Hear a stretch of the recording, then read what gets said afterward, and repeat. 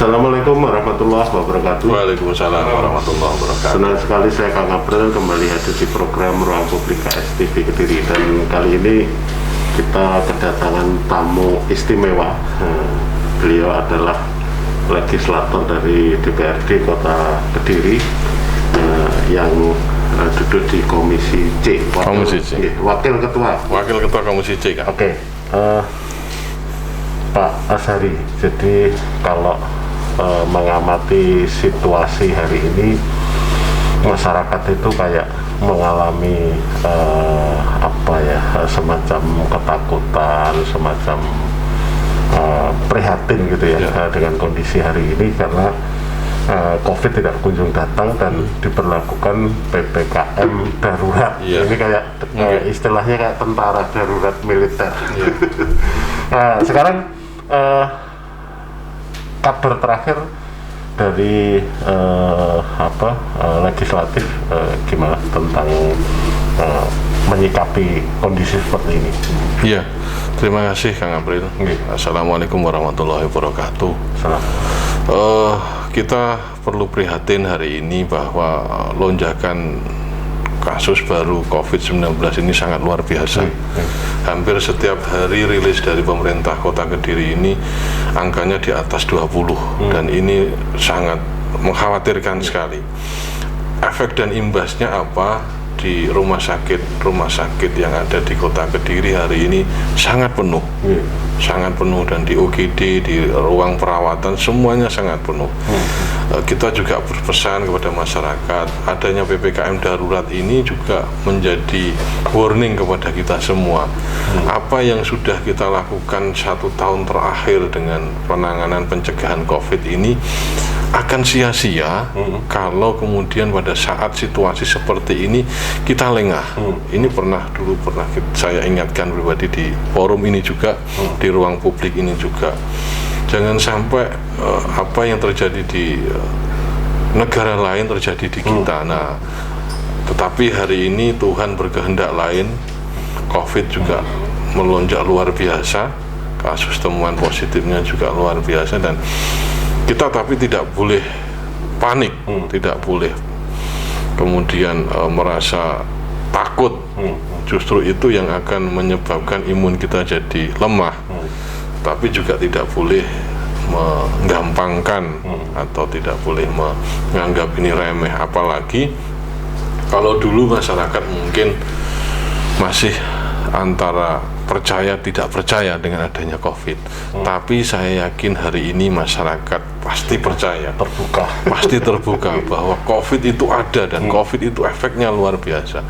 Bagaimana saya di Kelurahan Bandaran sendiri ada 4 orang yang dalam minggu ini harus dipanggil oleh Yang Kuasa karena COVID.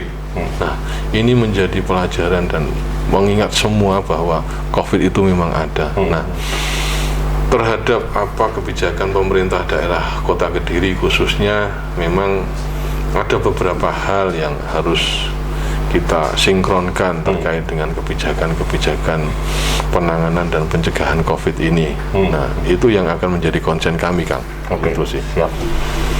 Kalau berkaca dari korban, terus dari rumah sakit sendiri selaku ini, ada asumsi seolah-olah tenaga kesehatan nakes itu sekarang sudah angkat bendera putih terhadap situasi.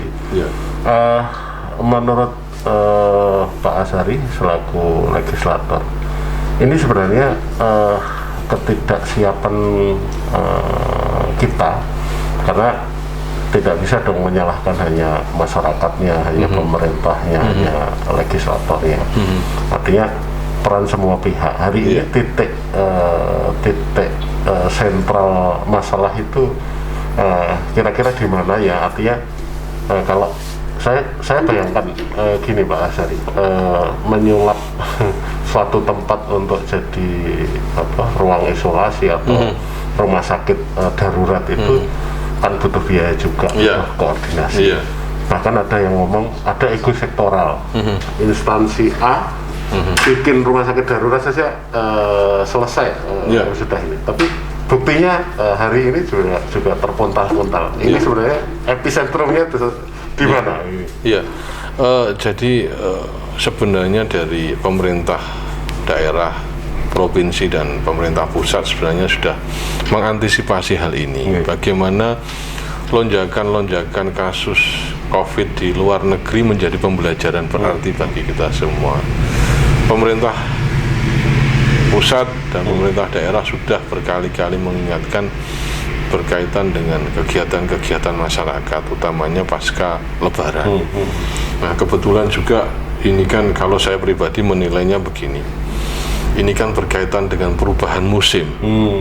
Hari ini pancaroba, hari ini kalau malam kan dinginnya luar biasa, kalau siang panas ada angin. Kalau kondisi tubuh itu tidak fit, sangat gampang untuk sakit. Sekedar meriang, panas dalam dan lain-lain. Nah, itu menjadi pemicu awal masuknya virus. Mungkin analisa saya sih begitu. Nah, ini juga dibutuhkan kesiapan dari tenaga medis yang ada di pemerintah daerah ataupun juga swasta. Nah, memang dengan turunnya temuan kasus beberapa waktu yang lalu, mudah-mudahan ini tidak menjadi semacam keteledoran. Tapi dengan tambahan kasus seperti ini harus terpacu Dinas Kesehatan beserta jajarannya untuk bahu-membahu menyelesaikan persoalan ini. Secara pribadi, hampir setiap hari saya ngantar pasien. Apakah itu di lingkungan saya, di lingkungan Banaran, ada dari kelurahan yang lain, ada dari Kecamatan Mojoroto juga, yang membutuhkan perawatan karena terindikasi karena COVID. Nah, kemudian saya monitor di Rumah Sakit Gambiran 2 di UGD itu penuh, sangat penuh sampai bed yang untuk perawatan ini tidak ada. Kemudian saya koordinasi dengan teman-teman di Rumah Sakit Gili Suci. Kebetulan sebenarnya kita di Kota Kediri ini sudah punya rumah sakit baru. Rumah Sakit Gili Suci yang bekas dari sampai kemarin, mohon maaf, sudah ada pelantikan direktur dan nah, makanya itu kan artinya sudah legitimate menjadi rumah sakit. Itu hasil dari rekomendasi Pansus DPRD juga, segera memfungsikan aset bekas Rumah Sakit Gambiran lama difungsikan kembali menjadi Rumah Sakit tipe C dengan nama Rumah Sakit Gili Suci. Nah, beberapa warga masyarakat yang terindikasi kena COVID-19 secara pribadi saya bawa ke sana, saya masukkan ke UGD. Beda sekali kondisinya. Kalau di UGD Rumah Sakit Gambiran 2 ini sangat penuh sesak dengan pasien. Yang di Gili Suci ini saya tidak menemukan satupun yang dirawat di UGD. Nah, besar harapan saya secara pribadi, rumah sakit yang sudah kita siapkan ini dengan kondisi yang darurat seperti ini sebisa mungkin difungsikan menjadi salah satu rumah sakit rujukan COVID. Kalaupun misalkan di situ ada keterbatasan alat, ya untuk penanganan kasus COVID yang sekiranya masih tidak terlalu kritis, bisalah sekiranya di situ supaya mengurangi konsentrasi masyarakat yang di Rumah Sakit Gambiran 2. Baru pada saat membutuhkan perawatan yang lebih intensif karena alatnya yang ada di Gambiran 2, bolehlah nanti dirujuk. Nah, pengalaman saya kemarin begitu. Pasien saya bawa ke Gili Suci, ternyata setelah masuk UGD, kemudian dikasih alat untuk melihat kadar oksigen dalam darah itu hanya 48. Itu sangat minim. Nah, akhirnya pasien ini harus dirujuk ke Rumah Sakit Gambiran. Nah, kami bawalah ke sana. Ternyata ruang UGD itu penuh. Bednya tidak ada, sampai bed yang ada di ambulans saya itu ditinggal. Sampai sekarang di dalam ambulans saya tidak ada bednya untuk perawatan itu karena memang keterbatasan. Kondisinya seperti itu, Mas. Jadi sebisa mungkin menurut pandangan saya Rumah Sakit Gili Suci yang sudah kami setujui untuk dioperasionalkan ini dimaksimalkan untuk penanganan dan pencegahan COVID ini. Utamanya mereka yang membutuhkan pertolongan darurat itu. Dalam kacamata atau dalam perspektif kebijakan publik ini kan sebenarnya pemegang eksekusi, pemegang kebijakan itu kan ada proses sinkronisasi. Kalau sudah disepakati belum terlaksana itu hukumnya seperti apa, Mas ya? Hukum moral, karena ini situasi darurat, tidak bisa lagi ditunda-tunda dan seterusnya. Misalkan ayo dinas kesehatan ngomong bareng dan cepet penanganannya atau gimana tik-taknya. Siap. Iya, Kang April. Terlepas apakah itu situasi darurat atau situasi normal, tidak ada gejolak seperti sekarang ini, terhadap kebijakan yang sudah mendapatkan persetujuan, semestinya itu segera dijalankan. Apalagi kebijakan-kebijakan itu bersentuhan langsung dengan masyarakat. Misalkan terhadap kesehatan, pendidikan, sosial, apa yang sudah mendapat persetujuan dari kami, hasil dari sinkronisasi ini, kami minta juga segera dijalankan. Apalagi dalam situasi seperti sekarang ini, masyarakat sangat butuh pontang-panting mencari layanan kesehatan, mereka tidak dapat. Yang kemarin itu sangat parah. Hari Minggu, ada orang telepon saya untuk minta direkomendasi masuk di UGD.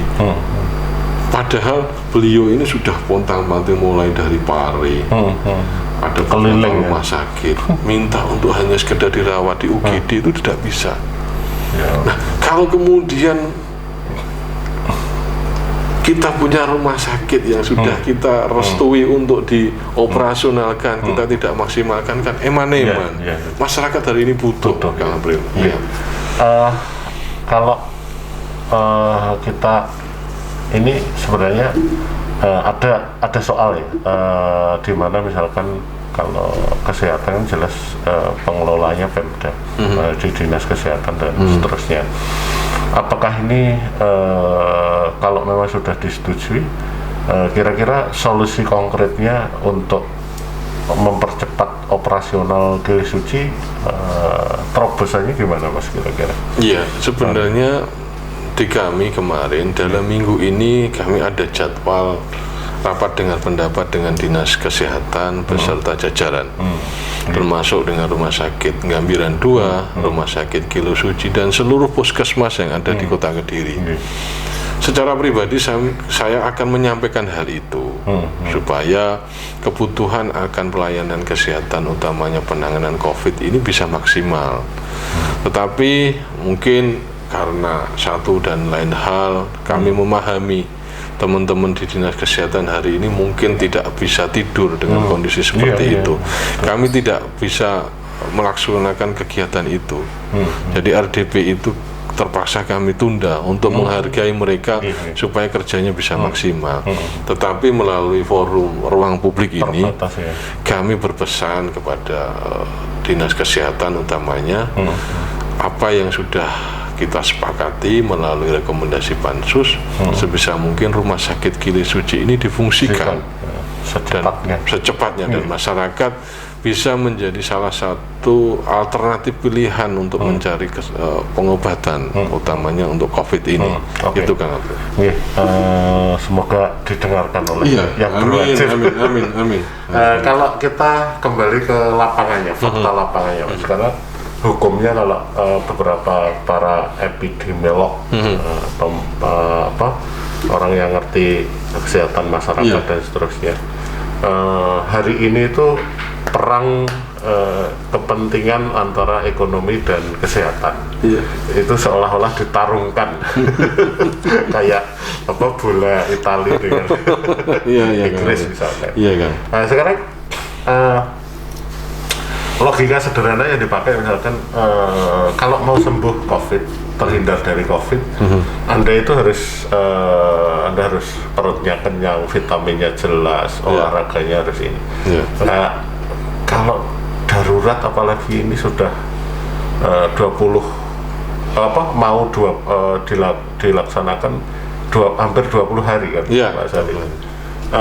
Saya nggak bisa bayangkan bagaimana masyarakat itu terjepit secara ekonomi, tapi dituntut sehat, Iya. untuk menghindari penyakit dan seterusnya. Nah ini terus pundi Iya. kira-kira jalan tengahnya ini. Iya. PPKM darurat ini kan menjadi kewenangan dari pemerintah pusat, Iya. untuk menentukan status itu, bahwa sekarang Jatim dan Bali ini menjadi Epicentrum ya. PPKM darurat. Pemerintah daerah dengan keputusan pemerintah pusat seperti itu dibutuhkan kreativitas, inovasi untuk menyikapi keadaan. Saya pastikan di setiap pemerintah daerah itu pasti ada strategi-strategi khusus. Bagaimana menangani dari sisi ekonomi akibat adanya COVID. Bagaimana menangani dari sisi kesehatan, dampak sosial, kemudian terhadap anak sekolah dan lain-lain. Nah, ini dibutuhkan kreativitas. Nah, menurut saya, apapun yang menjadi keputusan pemerintah pusat, mau tidak mau, suka tidak suka, kita harus jalankan. Tetapi penyesuaian terhadap kearifan lokal, orang kalau mau bilang, ya itu wajib. Bagaimana misalkan ada pembatasan waktu terhadap kegiatan masyarakat yang sekiranya tidak bisa ditunda, kemudian menimbulkan kerumunan dan sebagainya, tidak boleh ada izin dan sebagainya, itu wajib. Tetapi dalam sisi ekonomi, masyarakat yang berkebutuhan untuk mencari ekonomi hanya untuk mencukupi kebutuhan makan, sehari-hari. nah ini juga harus diberi akses. Nah, itu yang kadangkala menimbulkan pro kontra. Pak, ya saya ini hanya seperti ini, sementara yang di sana seperti itu kok masih bisa. Nah, dibutuhkan ketegasan dalam hal itu. Oke. Yang fenomena menarik ini ya, mematikan PJU. Itu mungkin hanya terjadi di Kediri dan kota sama kabupaten. Menurut jenengan ini langkah efektif atau malah kesannya menakut-nakuti masyarakatnya? Kan kadang kalau di medsos itu banyak meme-meme ya. Pemerintah itu nakut-nakuti masyarakatnya. Lampu dimatikan kan kita kembali ke era 70-an dan seterusnya.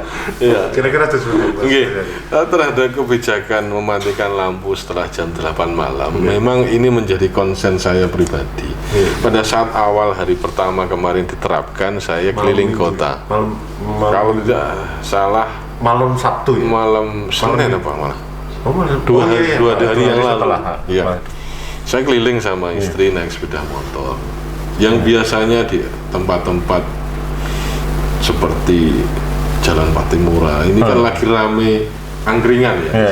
Kemudian di beberapa titik juga banyak masyarakat berkumpul menikmati malam di kota Kediri ini, akhirnya menimbulkan kerumunan. Nah, dengan dimatikannya lampu ini memang mengurai itu semua, hampir mempersempit. Hampir kerumunan yang terkonsentrasi di tempat-tempat itu memang sudah tidak ada. Nah, kalau siang sih praktis, masyarakat karena harus bekerja, kemudian situasinya juga siang-siang nongkrong kan juga tidak enak, memang tidak bisa. Tetapi pada saat malam hari ini nampak sekali akibat dari pemadaman lampu itu, nampak sekali. Dan menurut saya kalau ini dinilai evaluasi nanti positif, ya bisa dilanjutkan. Tetapi kembali lagi ada dampak lain, bagaimana masyarakat yang biasa berkehidupan ekonomi di wilayah itu pasti terdampak. Seperti hanya teman-teman PK5 sepanjang mana Jalan Haus Cokro Aminoto, Pasar Pahing ke timur, kemudian ini. Nah, ini juga harus diberikan akses. Kalau tidak boleh makan di tempat dibungkus, minimal ojek online ini tetap bisa masuk, tidak bisa ditutup total. Nah, ini kasihan kan mereka. Itu sih bagian dari inovasi. Kalau bicara tentang inovasi itu kan, atau kreativitas dalam kebijakan tidak selamanya menguntungkan Iya. semua orang. Artinya Iya. harus ada yang Iya. yang dibantu, harus Iya. ada yang ini. Celutuan orang kecil apa yang saya dengar misalnya seperti ini. Aku itu gelem mas berhenti. Saya menghormati aturan pemerintah. Tapi ini bagaimana solusinya? Minimal misalkan aku dikasih beras, dikasih sembako atau untuk menutupi ini aku seisambatan. Tapi kalau saya dimatikan ini, ya menurut saya kalau mereka mau buka kartu mereka kan punya tanggungan. Satu keluarga yang ini, kan kedua malah mereka dalam tanda petik angsuran satu, angsuran dua dan seterusnya. Itu loh mas yang menjadikan berat mereka itu. Kalau sekedar memejamkan perutnya sesaat itu masih bisa. Tapi kebutuhan lain yang mengikat dan mengikuti mereka itu masalah gitu. Jadi misalkan dulu seingat saya ada kebijakan dari pemerintah pusat untuk memberi kompensasi kepada masyarakat yang berhutang di bank misalkan. Tapi sampai daerah hal itu belum. Tidak. Nah, itu masalahnya. Kira-kira seperti ini. Terhadap persoalan ekonomi seperti yang Kang April tadi sampaikan, memang ada satu kendala besar terhadap penyelesaian persoalan itu. Bagaimana penerima bantuan itu tidak bisa terlepas dari DTKS, data terpadu kesejahteraan sosial, atau orang dulu namanya BDT. Basis data terpadu itu. Nah, itu yang menjadi kendala pemerintah daerah, pemerintah pusat untuk menyalurkan ini. Nah, tetapi kembali lagi atas dasar kebijakan daerah. Kalau misalkan di satu ke arah ini terpaksa ditutup, dimatikan lampunya yang menyebabkan kegiatan ekonomi di situ lumpuh, masyarakat tidak bisa berkegiatan ekonomi, seperti hanya satu contoh di Jalan Pasar Paim, Jalan AOS Cokroaminoto. Mereka ini kan terdata pasti. Jumlah pedagang kaki lima mulai dari perempatan Rejopentung sampai Mall ini berapa? Kalau mereka harus ditutup selama 20 hari, ya kasihlah mereka kompensasi. Toh tidak ada ruginya untuk memberikan insentif kepada mereka. Kalau mereka ini tidak dirasa dirugikan. Nah, kalau kemudian mereka harus tutup sementara tidak ada kompensasi, ya mereka mau makan apa? Nah, di tempat-tempat lain juga begitu. Maksud saya, pasti ada yang dirugikan, pasti ada yang dikorbankan, tetapi untuk meminimalisir itu kan dibutuhkan inovasi, dibutuhkan kreativitas dari pemerintah daerah. Kalau merujuk pada data itu, Mas, kan ada kemarin Indonesia itu persoalan krusialnya kan database dalam hal apapun lah.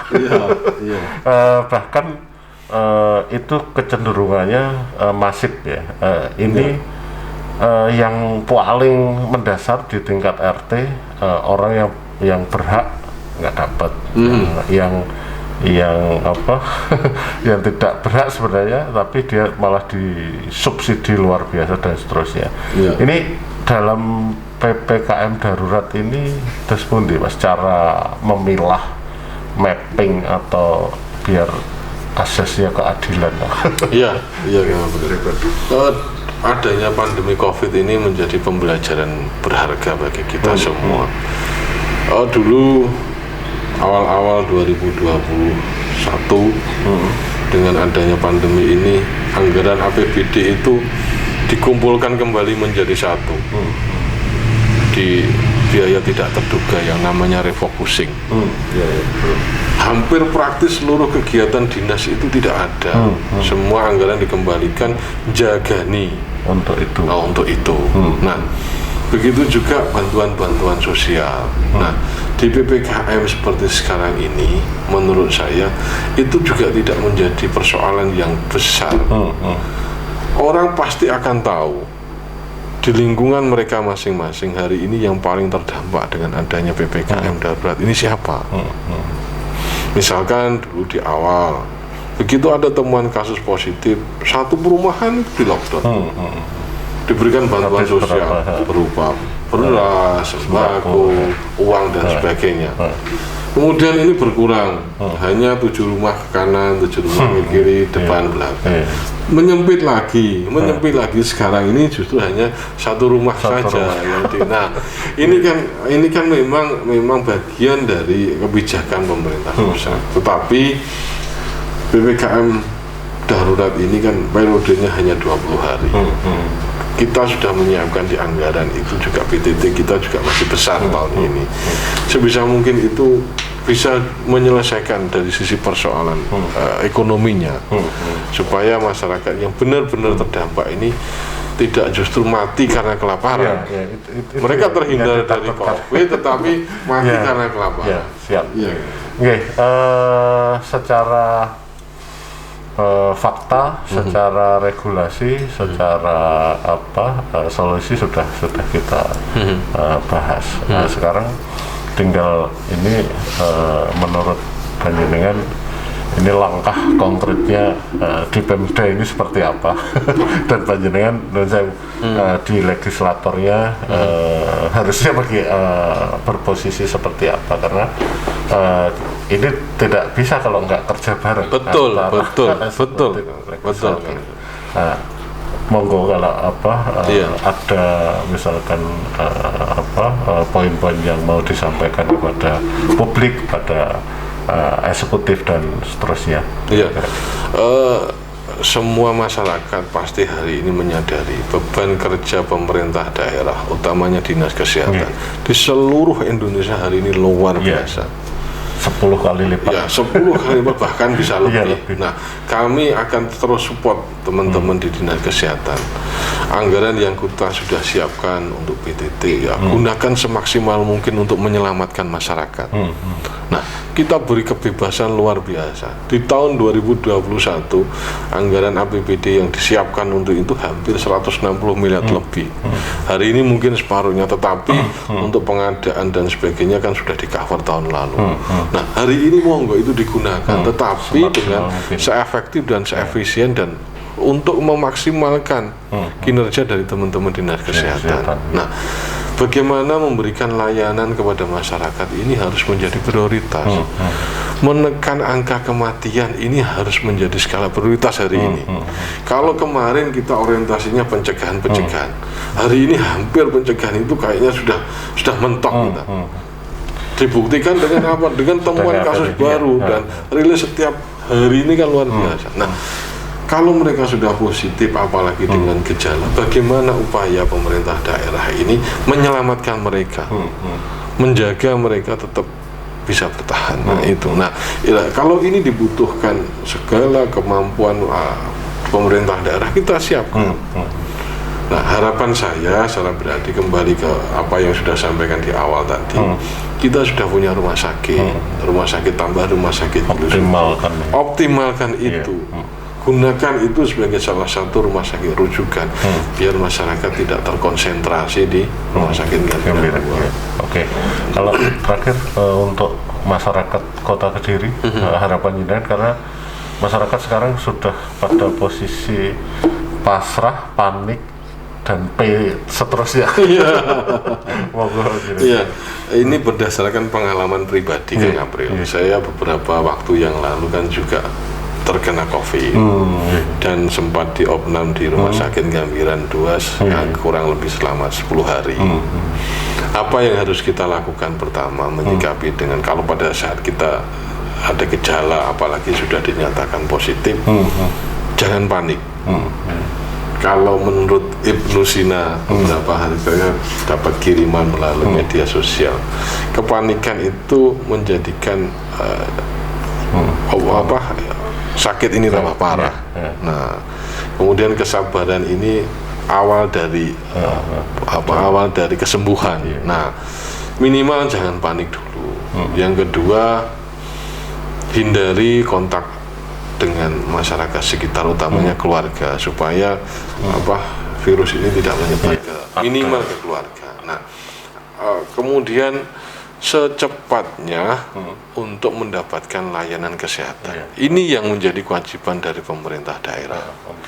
Karena sesuai dengan hasil kesimpulan kami pada saat dengan rapat dengar pendapat dengan dinas kesehatan itu, kasus-kasus fatal akibat COVID itu karena keterlambatan penanganan, bukan karena di dinas kesehatan atau rumah sakit, tetapi masyarakat kadang-kala enggan masuk ke rumah sakit, ketakutan jangan nanti di COVID-kan, jangan nanti belum apa-apa sudah COVID. Nah, hari ini hampir semua itu memang COVID, dan gejala COVID itu hampir sama.